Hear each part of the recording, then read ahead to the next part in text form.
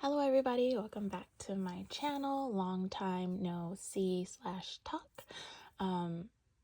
Yeah, I haven't filmed or made a video yet in 2025. I just been so busy trying to set myself up for 2025 as far as like my mindset. I'm just busy trying to be a businesswoman now, and my focus has really changed this year. So YouTube has kind of taken a back burner, but it's for good reasons. But yeah, I hope you guys have had a great start to 2025. I know the new year has started off with some tragic news. So that's very unfortunate. We just gotta, stay prayed up, be aware of our surroundings, you know, live each day like it's our last, because you just never know. I am in Southern California and the fires are absolutely crazy. I am nowhere near LA though, so yeah, that's been tough because I don't live anywhere near LA, but I have known, or my family has known, at least 6 or 7 families who their homes are gone. So that's very unfortunate, and it just puts things in perspective on just making sure your finances are, to par. Make sure you have your emergency fund. Make sure just you gotta prepare. So other than that, everything has been well over here. Like I said, I hope everything has been well on your guys' side. So today's video is going to be short. I am going to do how much I saved in 2024. I never got around to doing this last year, like I said, just because December of 2024 is when I started my whole business plan, so I was busy with that. So now we're going to do how much I saved in 2024. Just to recap, my goal was at least 40,000. I'm not sure if I made that goal, but we will find out right here or right now. So, let's just get into it. My emergency fund, I was going to bring out my savings challenges to recap which savings challenges I did to fund these different categories, but I threw them away. But yeah, so my goal was $40,000. If you're new here, I'm a single mom. I receive no help financially whatsoever. Everything I save comes from my paychecks. I am a registered nurse. I work part-time, which means I work 2 12-hour shifts a week. I also have a side hustle where I teach nursing students, so I have that. Yeah, so I have other means of money, like I said, outside of my RN job. I have my side hustle. What else? Yeah, me and my daughter currently live with my parents, so that way I'm able to save for a house. So I am able to save a lot of money because I don't have rent or a mortgage to pay. My daughter is in public school now, so I don't have to pay for daycare. So a lot of the money that I do make, I get to save because I don't have that many bills to pay. So I'm very thankful and fortunate for my parents. They have never asked me to pay anything. They don't require me to pay anything, and they would never even think to ask for me to pay them rent or pay a utility bill. That's just not them. I do contribute though. I do pay for all the food in the house. Every time we go to a restaurant, I pay. When we go on like family outings to like Disneyland or I don't know, like the fair, things like that, I pay. I pay for their vacations, so I do contribute in other ways. Yeah, so let's just get right into it. So my emergency fund, I wanted to save $1,000, and I saved $1,000. Vacation, I wanted to save $1,000, and I saved $1,000. My 3 to 6 months, that is to get 3 to 6 months ahead on my future bills. Like I said, I don't have that many bills as of right now. So this is going towards my future bills, utilities, gas, water, anything that would come with owning a home. So my goal for that one was just to finish a savings challenge that I had designated for that category, and that challenge was only $528, and I did finish it. I do want to say I do have a high yield savings account. I use Ally, and so all of these categories are in my Ally account. I'm thinking about opening up another high yield savings account just because Ally, the interest rates have been decreasing. I think it's like 3 point something. So I'm going to see if I can find a bank that is like at least 4%. Christmas, I wanted to say 1,500, and I did just that. So my daughter has three separate accounts because she's on her own little financial journey as well. She just doesn't know it yet, but I am making it a priority to save for her, just to set her up in the future, to give her the best head start of her adult life that I possibly can.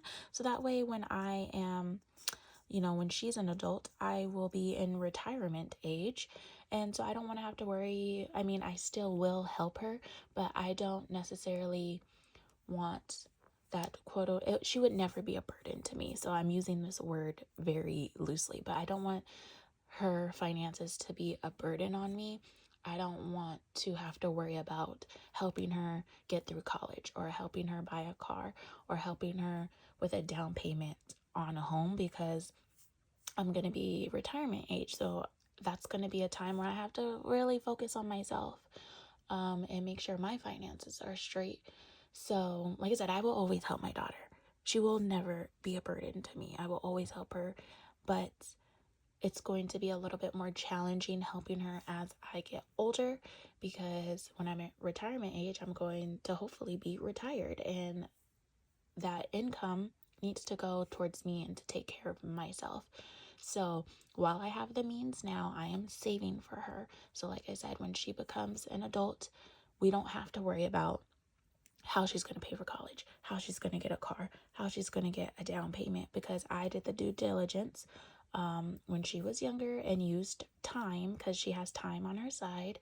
And while I have the means to work extra shifts, to make extra money, to put aside for her. So with all that being said, she has 3 accounts. She has a high yield savings account, which I'm just keeping for her cash savings. She has a 529 to help pay for her college, and then she has a brokerage account. So far my goal has been to save $1,000 each check or not each check, I wish, $1,000 in each account for her, so $3,000 a year for her. I've been doing it for 3 years. As my income grows and as I have more disposable income, I will slowly increase that number but as of right now, it's been $1,000 for each of those accounts. So I wanted to save $1,000 for her cash savings, so I did that. But I also fund these accounts with money that she gets from her birthday, that she may get for Christmas, that she gets from when we recycle our cans and bottles, and from money that I get when I sell her clothes or shoes at a retail store, a resale store. So I saved $1,000 for my check, but I was able to save a total of $1,089. So the $89 came from those other sources that I just explained. Now she does have a 529, brokerage.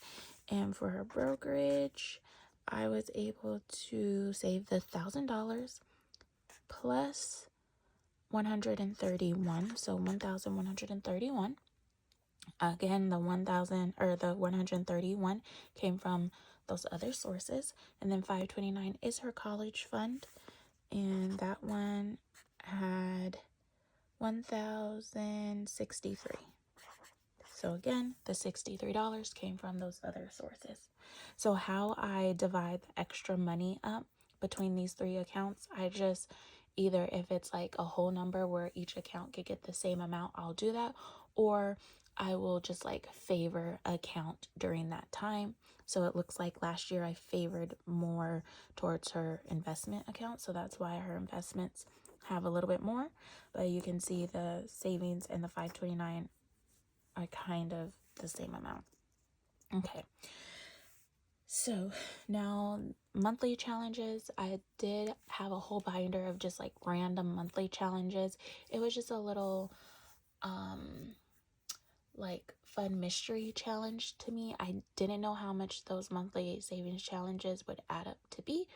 I just stuffed them, and then when I was done with all of them, I counted it up. And doing all those challenges, it ended up being 11,767. That's going to bother me that has a comma and none of the rest do, but it's okay. Now my mortgage, I am saving for my future mortgage, an emergency mortgage fund.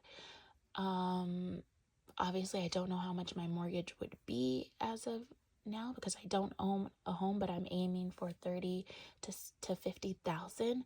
I'm hoping that would be enough to have like a year's worth of mortgage saved up.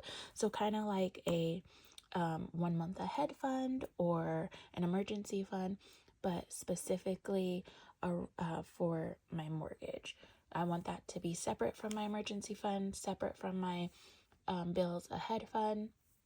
And because if something happens, I say this all the time, but if something happens, I lose my job, I get sick, I want to take a sabbatical, anything happens with my finances, I want to make sure my mortgage is covered and I don't have to stress about how I'm going to pay my mortgage, because when I buy a house, that is going to be the biggest purchase of my life, and I don't want anything to jeopardize me not being able to pay my mortgage or lose my house or something like that. So I want to have money saved specifically for my mortgage, and this year I wanted to save $5,000 to go towards that, and I did. And like I said, my goal is 30 to 50,000. General savings is just my general savings account and my high yield savings account. That was $1,000. Down payment, self-explanatory. I'm saving for a house, so I have to put down a down payment. My original goal was $5,000. So I did a $5,000 savings challenge, and I did meet that goal. So I did save $5,000. And then towards the end of the summer, I was like, you know what? I really need to ramp up saving for my down payment. So I made it a goal to save $10,000 extra by the end of the year. So I was picking up extra shifts and things like that at work. I did fall a little bit short. So I only saved $9,300. And so I'm $700 short, but I actually did have that $700 to go towards this, but I had other things to take care of with that $700. So I almost made my goal of $10,000, but not quite, but it's okay. Cause like I said, I did have the money to save, the $700 to save for that. I just needed the money for something else and, priorities. So we have that. At the beginning of the year, I did start like my fun savings challenges, which are savings challenges like mystery scratch off, game type savings challenges like Savopoly, Tetris, coloring savings challenges, dice rolling savings challenges. So I started those at the beginning of the year, the beginning of 2024. And then the money that was funding those were just extra money from my checks. So I was using that extra income from my checks to go towards these fun savings challenges. But priorities, I had to use that extra money to go towards different savings challenges, like more priority savings challenges. So I ended up neglecting my fun savings challenges. So although I do have money in those savings, those like my fun savings challenge binder, most of them are not completed. So I didn't want to count that money. I want to count that money when I'm done with the savings challenges. So although there is a couple $100, I'm just going to put 0 for now. Okay, so the extra down payment was supposed to be $9,300. The regular down payment was supposed to be $5,000. So I'm just gonna swap that. And then so I do take in consideration, or I do count my investment accounts, because this money that's going into my Roth 401k and stocks are money coming from my checks. It is not being spent. I am saving it. I just don't have access to it right now. But that money to fund these accounts come from my checks. Therefore, I did save. I did save that money. So for my Roth IRA, I did max it out at $7,000. My 401k, I contributed $8,034. And then stocks, my company stocks, I bought $6,020 worth of stocks. So I don't want to hear you guys in the comments saying that doesn't count, because it does. The money came out of my checks. If the money for my Roth wasn't going into my Roth, the $7,000, I would be putting the $7,000 somewhere else. Same for my 401k. If they didn't take $8,000 out and put it in my 401k, I would be putting it somewhere else. Stocks, same thing. I would be putting it somewhere else. So I am counting this towards my total. So I don't know how much I saved. Like I said, my goal was $40,000. So let's add all this up and see how much I was able to save in 2024. So we have 1,000, 528, 1,500, 1089, 1131, 1063, 11,767, 5,000, 1,000, 9,300, 5,000, 7,000, 8,034, and 6. Okay, so I haven't been looking at this as I've been putting it in, so I haven't seen the number. So you guys have already probably seen the total because you can see this, but I was looking at my sheet, not looking at this. So in 2024, I was able to save, mind you, my goal was $40,000. So I know I'm over that, but let's see where I'm at. I was able to save $60,432. Oh my gosh. 60,000. And I believe this did it. So let's see.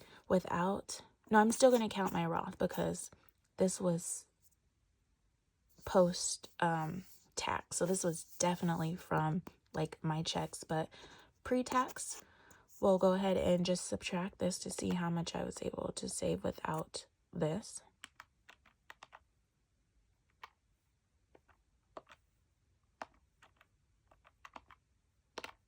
So even still, without my 401k and stocks added, I was able to save $46,378. This is what happens when you make a plan, you stick to it, you stay focused, you do what you have to do. I work part-time. I work 2 days a week. Mind you, I don't have rent or anything, but I think that makes up, or the other things that I contribute makes up for it. I mean, I took my parents on a cruise last year. This year, I'm taking them to Mexico. I'm taking them to Jamaica. I'm taking them to Hawaii. All expense paid. So, I mean, it kind of evens out, right? because vacation is not cheap. So even still, I don't have mortgage, but I do spend a lot of money on them elsewhere. I was able to save this money working 2 days a week as a nurse, just having a vision, having a goal, and sticking to it, knowing that if I'm going to, come up short, pick up extra shifts. I picked up so many extra shifts between summer and December. It's crazy how much extra I worked just so I can meet my goals. Because one thing about me is I'm going to meet a goal. So yes, I'm super excited. 60,000, including my retirement. 46,000 without my retirement. I am so happy, so proud of myself. I can't wait to tell my mom. That was able to, she just asked me the other day, she's like, so how much did you save last year? And I told her, I was like, I didn't know, I hadn't calculated it yet, but now I have. I can't wait to share it. And they know how much I save, they know how much money I make, and yeah, they're totally fine with knowing that being here, them helping me out with a roof over my head, they were able to help me save $60,000. Like, that's the best gift that they could give me, right? So yeah, this year I don't have like a monetary goal. I'm just saving as much as I can. So it was very stressful to try to save $40,000. So I don't want to put that stress on myself for this year. But yeah, if you guys want to continue to follow along and see how much I'm able to save this year, and you have not subscribed, please subscribe. All my returning subscribers, thank you so much for continuing to support my journey. This year's journey is going to be a little bit different. I am very excited. I'm very motivated, and I can't wait to share what I've been up to. And hopefully it makes a big impact in my finances. So, yeah, go ahead and leave me a comment. Let me know how much you were able to save. Saving anything is a huge accomplishment. I get lots of messages saying that like my content, my savings is unrealistic, but we're all on our own journey, right? It may be unrealistic to you, but it's realistic to me in my situation. So if you were only able to save $100 last year, that's great. If you were able to save 1,000, that's great. Anything that you're able to save and put away for your future is a win.